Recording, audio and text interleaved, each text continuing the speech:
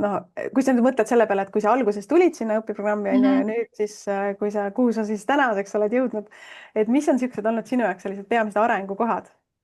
Areng on olnud väga suur. See, kui me alustasime eelmine aasta siis sügisel, ehk siis ei ole aastagi täis. Ja see, kus Mhm. ma olen täna, see on hoopis midagi muud. Et täna ma siis teen kõrvalt teen nagu kodulehti endiselt oma klientidele, aga siis ma ka loon mingeid suuremaid platvorme. Et seda lugu, platvormi lugu ma räägin siis festivalil. Ja sa võid natuke mainida ikkagi, sest see on minu arust täiega edulugu ka, et mulle nii meeldis see, et sa noh, nii kiiresti hakkasid ise ai-d ka rakendama, et sa hästi kiiresti hüppasid sinna ai-sse sisse ja hästi julgelt. aga räägi natuke sellest platvormist ja räägi, mis on see ikkagi reaalne asi, kus sa praegu jõudnud oled? Äh, see algas siis ka ikkagi seal õpiprogrammis. Ma alustan sellest, et õpiprogrammist üldsegi ma alustasin nagu klientidele tegemist, aga mul tuli endal nii palju mingeid ideid, et mida ma tahaks ise luua. Ja siis ma hakkasin kohe mingeid süsteeme ja platvorme juba seal looma. Et jah, kogu aeg tulid nagu uued ideed peale, mida võiks teha. Ja, ja siis see ai kasutamine oli küll olemas, ma sain nagu chatist tekste ja nii, aga sellist ühendust ei olnud, nagu praegu on. Ja siis oli nagu pisut keeruline natuke süsteeme seal teha, aga siis ma liikusingi platvormi loomisega WordPressist välja.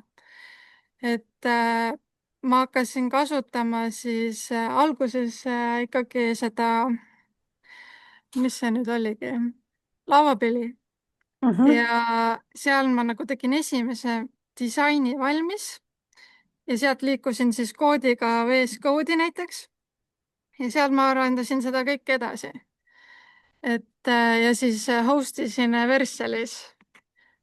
Ja, ja ma tegin ju seda esimest korda üldsegi.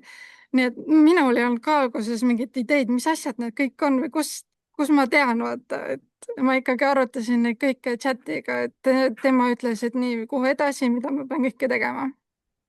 Mhm. ja Aga praegu see platvorm on sul juba laivis ka või te see saite saab, rahastada? see saab see kuu valmis. ahah, Tegemist on siis kirbuturgude platvormiga ja see tuleb nagu väga suur et seal on kirbuturgudel on oma selline halduse pool, eks, kus siis on näiteks, ma ei tea, 15 oma halduse lehte, kassasüsteem, broneerimissüsteem, töötajate haldamine. Ja siis tuleb tavakasutajad hakkavad saama siis nende kirbuturgudega, kes liituvad platvormiga. Vabandust, koer vist laulab. Et nemad saavad siis kasutajad saavad bokse broneerida läbi nende kirbuturge ja kõik need tooted, mis kirbuturgudel on, need lähevad laivi. Ehk siis, kui on mingi Pärnu kirbuturg liitunud, siis ma juba Tallinnas näen ära, mis kaup seal kõik olemas on ja ma saan endale koju tellida. Et mhm. selline läheb hästi mobiilseks. väga äge. ja kuidas see kasvas suureks, sest ma tean, et tegelikult vaata, kui sa tulid, nagu sa ütlesid ise ka, onju, et sa hakkasid iseendale ehitama, siis hakkasid teistele teenust pakkuma samal ajal WordPressi Mhm. õpiprogrammis olles. ja siis sa, noh, siis sul oli alguses üks projekt ja siis sa nüüd jõudsid selle Kirbuturu projektini, et kõik on kuidagi nii kiiresti läinud, et mis oli Ja, sinu jaoks selline nagu murranguline moment selle päris asja jaoks, kuhu sa tegelikult ju jõudnud oled, ongi see Kirbuturg tegelikult, mis on nagu sinu äri, ja. onju. Mhm. Äh, ma alguses, kui tegin seda WordPressis, siis ma, ma nagu ei mõelnud nii suurelt veel. Ma üritasin niimoodi, et ma hakkan klientidele tegema nagu alamdomeenidele nende lehti ja nemad siis hakkavad nagu mingi rentima seda. aga siis ma sain aru, et okei, et tahaks nagu ikkagi, et oleks parem ülevaade kõigest, et siis tuligi nagu välja sealt kolida. aga ma ei tea, tõesti nagu kogu aeg on niisugune pidev areng. mul on nagu nende, ma julgen katsetada, ütleme niimoodi, et kui midagi läheb pahasti või midagi sellist, siis noh, võtan tagasi, mul on mingid varundused kõik tehtud, et et selle programmiga ka, mis kõige rohkem mulle nagu meeldis, oli number 1 oli enesekindlus ja julgus tuli. Et kui ma sinna ei oleks läinud, seda programmi ei oleks võtnud, ma ei oleks täna siin kohe kindlasti mitte. Mhm. Jah, sest sa said küsida teiste inimeste käest, on ju, et vaata, see ongi see, kui me ja üksinda kuskil õpime, siis ai annab meile küll ilusaid soovitusi, hästi ilusaid lauseid, aga me tegelikult 100% pole veendunud, et kas see on päris õige või ei ole. aga kui sa saad päris inimeste käest kinnitust, siis nagu see tekitabki seda enesekindlust. mis sa veel välja tooksid, mis sulle selles õpiprogrammis meeldis? Minule meeldis väga need, et saingi, kui ma tegin mingit kodulehte, ma sain tagasisidet, et sain sinult, kui mul oli tehnilisi probleeme, sain teidult vastuseid, et ükski küsimus ei jäänud vastamata. et see mulle nagu väga meeldis. et muidu ma olekski nagu olnud võib-olla üksinda, et ma teen midagi ära, aga mul ei ole nagu õrna aimugi, kas see on hea või midagi sellist, et sa andsid väga nagu palju head nõu. et see on nagu palju edasi viinud, jah. mis sa ja ma soovid?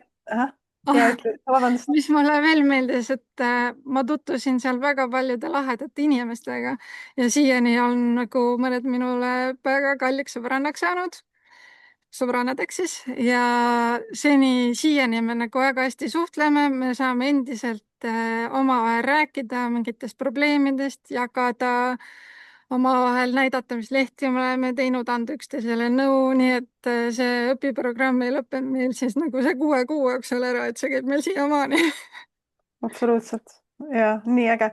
mis sa soovitad nendele, kes nagu tunnevad, et ma absoluutselt pole tehniline inimene, et okei, näed, sina nüüd tegid mingisuguse vinge platvormi ja mis sa soovitad nendele, aga kes ometigi nagu noh, tahavad seda vabadust vaata ja tahavad midagi luua ja teha, et mis on sellised kõige paremad asjad, mis aitavad neid inimesi edasi?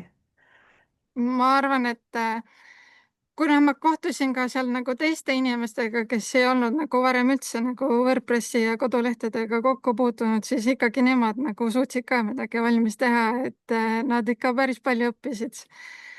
ja kui ongi võib-olla niimoodi, et sul ei ole nagu nii palju aega, et sa saad ikkagi teha noh, suhteliselt omas tempos, seal on nagu kõik siuksed materjalid, teed siis, kui jõuad, vaata. et kui sa teed seda omal näiteks põhitöö kõrvalt, et meil on siin muidu Triinu ka, kes kes võib ka äkki jagada, ma ei tea. tema siin teeb omal põhitööd, teeb nüüd kodulehti ja siis ta nagu jõuab kõike. Triinu, tule eetrisse saad tulla aga Peeter küsib sinu käest, Krista, et palju sul oli kokkupuudet enne ai-ga või IT-ga, tähendab üldse IT-ga kokkupuudet? üldse ei olnud. väga lohutav kuulda Triinu, kui sa saad, tule korraks. Olen. aga võib-olla sa palud. On mind kuulda? ja väga hästi ja näha ka. Emily, saad sa Triinuga panna siia? Triinu, tšau räägi sina ka, mis oli nagu, mis on sinu elus muutunud selle pärast, enne ja pärast seda õpiprogrammi?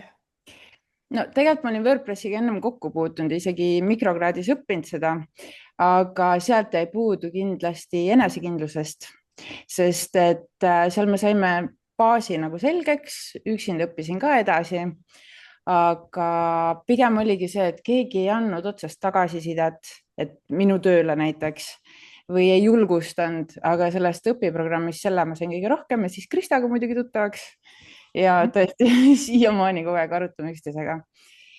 ja võib-olla ka see natuke teiste abistamine, et ise õpid selle käigus, et kui sa oled natuke tugevam, abistad teisi, et selle käigus õpid veel juurde.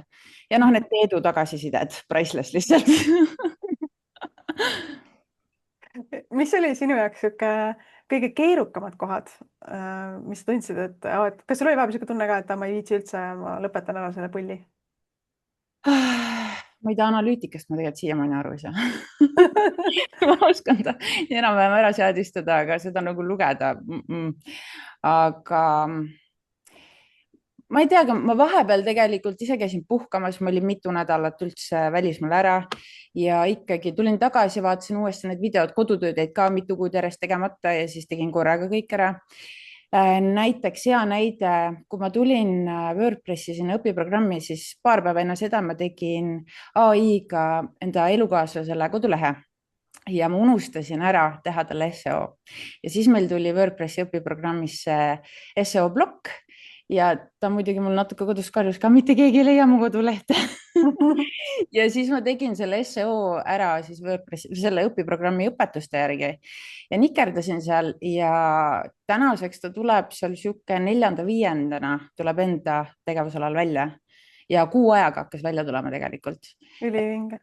jah, ja tänu sellele mul tegelikult tekkis suurem huvi seo vastu, et tegelikult tahaks selle koha pealt ennast veel rohkem arendada, et võib-olla kunagi täitsa see suund võtta. Mul läks täpselt samamoodi. Et panin ka siis mehele selle seo ja nüüd ta tuleb ka ilusti välja ja nüüd tuleb neid originaalseid päringuid väga palju. Väga vinge, väga vinge. Triinu, ma küsin selle Peetri küsimuse sinu käest ka, et palju sul enne oli kokkupuudet IT-ga üldse? Ma olin Vixi, no mul on ilusalong tegelikult juba üle 10 aasta ja poole pealt ma tegin Vixi sinna kodulehe, no see on ülilihtne tegelikult on ju, aga mingilt maalt see jooksis seal kokku ja hästi ei töötanud ja siis, kui ma põhimõtteliselt mingit jõhkrat IT-tausta mul ei ole, aga ma nagu olen alati arvutitega läbi saanud, võib-olla niimoodi. Ma tean, mis tähendab näiteks, ma ei tea, RAM, aga ega ma tegelikult väga täpselt neid asju ei tea. Väga lahe, et minu arust teie mõlema puhul on lihtsalt nagu üks kõige parim omadus on just see katsetamine ja proovimine ja julgemine nagu teha asju. Et iga kord, kui oli tagasiside live, siis mina ei tea kust, aga te võtsite alati mingi uue lehe kuskilt välja jälle, mida te olite teinud või siis olite oma olemasoleva lehe täiesti teistmoodi muutnud. Et see oli näha, et te olite nagu julgelt katsetanud. Aga mis, Krista, sina soovitad, et kui keegi praegu mõtleb, et tegelikult ma tahaks ka ikkagi hakatagi tegema ai-ga neid WordPressi lehti, mis iganes põhjusel, kas iseendale või teenusepakkujana, et mida sa soovitad, kuidas sellest programmist kõige rohkem kasu saab, et kui nad nüüd augustis tulevad ja siis on aega on tegelikult 6 kuud, mis tundub nii pikk aeg, aga me teame seda, et see läheb nii ruttu. Mis sa soovitad, et kuidas olla sellest programmist, sellest maksimaalselt kasu saada? See on hea küsimus. Ma arvan, et tuleb kindlasti laivides osa võtta, et minu jaoks köitsid laivid kõige paremini, sest et siis ma reaalselt nagu sain koha peal olla ja küsida küsimusi. Võib-olla vahepeal oli niimoodi, et kui ma ei jõudnud, siis see nagu järelvaatamine võttis aega ja ma ei saanud nagu kohe küsida, kui mul mingeid küsimusi või midagi sellist tekkis. Et laividest oleks väga hea osa võtta. Aga mina arvan üldse seda, et praegu oleks nagu õpiprogrammiga veel parem liituda kui siis, kui mina liitusin. Sest et see nüüd on nagu ai-d saab nagu paremini kasutada. Ja mina arvan ikkagi seda, et mul on olnud nagu neid kliente, kes on teinud endale ai-ga kodulehe, aga nad ikkagi nagu pöörduvad minu juurde. Et see tähendab seda, et seal see kujundus, ta ikkagi ei oska nii hästi ise kujundada. Et mina saan hästi aru, kui on ai-ga koduleht tehtud, ta on nii üksluine. Et ta võiks olla ikkagi sükest nagu mingit enda kätt nagu sees. Et ta tunnetaks parem seda enda brändi. Ja mina nagu kasutan ka väga palju ai-d, just seda Novamirat, mida sa rääkisid. Et see on lihtsalt kõige parem, aga seda peab oskama kasutada ja ma arvan, et seda nagu õpibki seal õpiprogrammis hästi ära.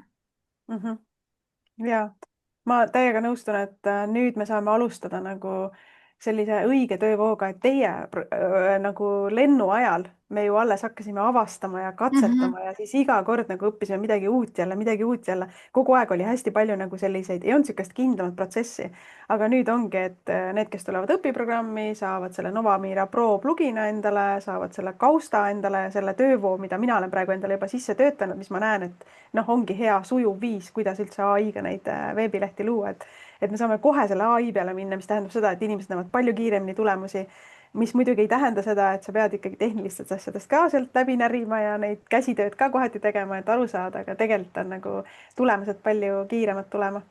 Aga Triinu, vasta sina Karini küsimusele, kes küsib siin chatis, et kui intensiivne see programm on? Kuna ma olin ennem kokku puutunud, siis ta oli minu jaoks töö kõrvalt vägagi tehtav. Aga võib-olla kui oled algaja rohkem, siis ma kindlasti soovitan just seda käsitööd ka teha, mitte ainult AI peale minna, sest et just nimelt see disainimise pool, sealt jääb AI praegu ja tal jääb puudu ikkagi, et ta ei suuda päris nii hästi teha. Ja kindlasti tasub teha vigu ja siis osaleda laivis ja siis kuulda kriitikat, sest et see viib edasi ja see aitab, õpetab nagu nägema neid vigu nagu ise ka, sest et ilma selleta vaatad, kõik on ju korras ja siis keegi ütleb sulle, kuule, siit on valesti. Et see hästi palju aitab, aga intensiivsuse koha pealt kõik sõltub, kui intensiivselt tahad ise õppida, sest et seal on tegelikult veel ju boonusvideosid ka päris palju ja kes tahab hästi sügavalt õppida, see saab hästi sügavalt, kes tahab natukene kergemalt võtta, saab kergemalt ka ja ma ei tea, kui kaua need materjalid avatud on, aga tegelikult saab ju veel hiljem järgi vaadata neid. Ma siiamaani vahepeal vaatan mõnda järgi. Ja materjalid on tegelikult 2 aastat pärast seda õpiprogrammi veel avatud, kui see lõpeb, nii et hästi pikalt. Teine asi ongi, et on jätkugrupp, on ju, et sa saad alati kas tulla ja lülitada uuesti jätkugruppi, kui sul näiteks tekivad mingid intensiivsed projektid, ja sa tahad tagasisidet saada või sa tahad selle veebiarendaja käest saada siis vastu päid ja jalgu või siis nagu sa tahad aru saada, mis asju teha, et kui sul on näiteks mingid vastutusrikkad kliendiprojektid, et siis noh, sa saad käia nendes kõnedes. Aga nüüd Krista ja Triinu, teile ma pole jõudnud veel öelda, aga me nüüd septembrist alates siis iga 3. neljapäeva õhtu hakkame füüsiliselt ka kokku saama Attekas ruumides, et veel rohkem tekitada neid network imise ja kohtumise võimalusi. Et meil veebikoolis on nii hea meel, kui inimesed jäävadki nagu koostööd tegema mingites asjades, et just, et selle programmi käigus sa saad endale koostööpartnereid ja noh, teie puhul nagu näha siis häid sõpru, on ju.